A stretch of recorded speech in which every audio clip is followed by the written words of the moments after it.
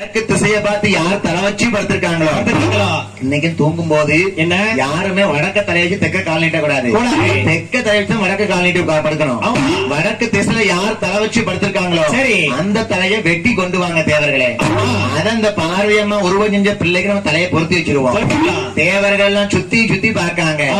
எப்போ காண்பேனோ தலையத்தான் எப்போ காண்பேனோ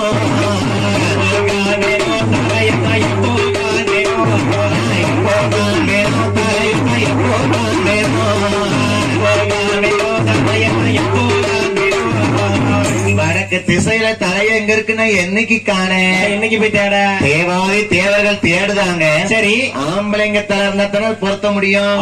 அதுவும் சின்ன பிள்ளை தயா இருக்கணும்ல. சரி எந்த தலையுமே வடக்கு திசையில இல்ல.